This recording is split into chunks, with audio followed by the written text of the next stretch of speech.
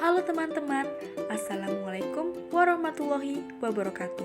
Sebelumnya, perkenalkan kami dari kelompok 8 kelas 3E yang beranggotakan 1.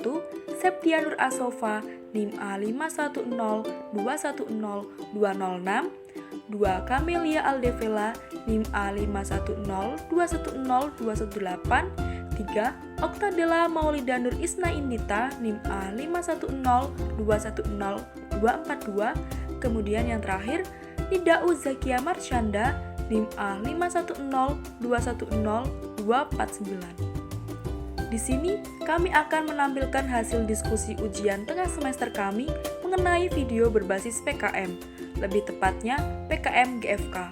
Kelompok kami mengambil materi tujuan pembangunan berkelanjutan atau SDGs Zero Hunger, tanpa kelaparan, dengan judul Vending Machine, penukaran sampah botol plastik menjadi sembako.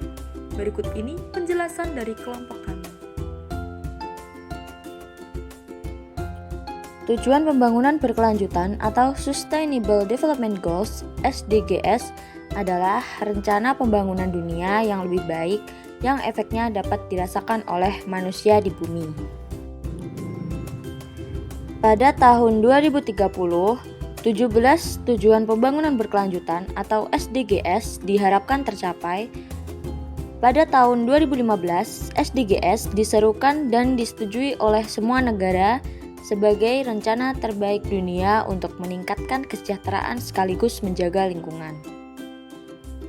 Semua negara sadar bahwa pengentasan kemiskinan harus berjalan seiring dengan strategi yang membangun pertumbuhan ekonomi dan mengatasi berbagai kebutuhan sosial termasuk kesehatan, pendidikan, kesetaraan, dan peluang kerja, sambil mengatasi perubahan iklim dan bekerja untuk melestarikan laut dan hutan kita.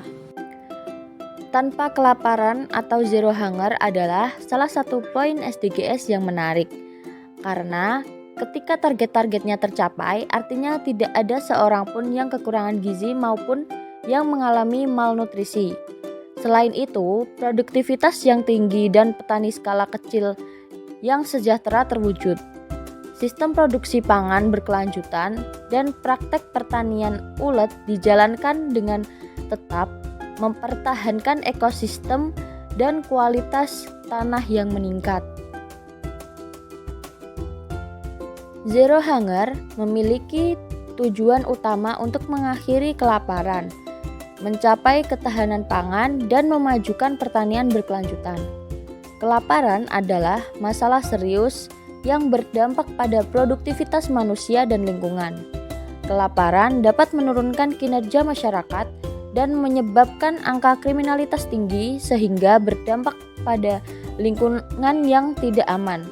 Oleh karena itu, poin SDGs nomor 2 yaitu tanpa kelaparan atau zero hunger harus diwujudkan supaya kinerja masyarakat meningkat dan siap untuk mewujudkan poin SDGs lainnya.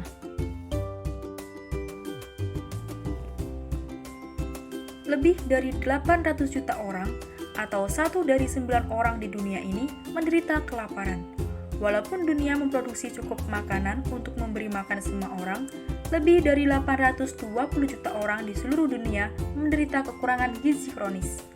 60% perempuan dan hampir 5 juta anak di bawah usia 5 tahun meninggal karena penyebab yang berkaitan dengan kekurangan gizi setiap hari.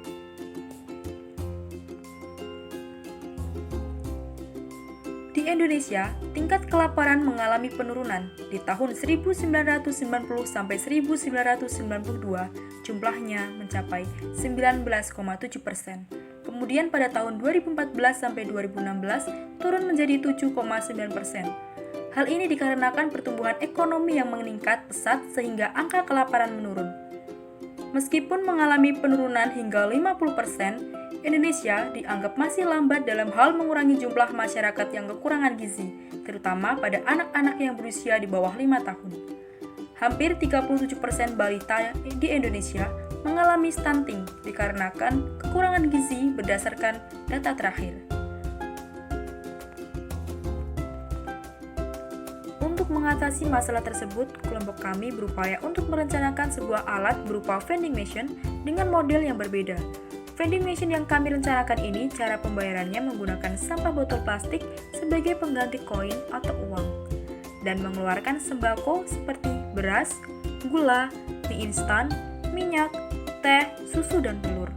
Kami menciptakan mesin ini dengan tujuan mengurangi angka kelaparan yang disebabkan oleh masalah perekonomian di Indonesia.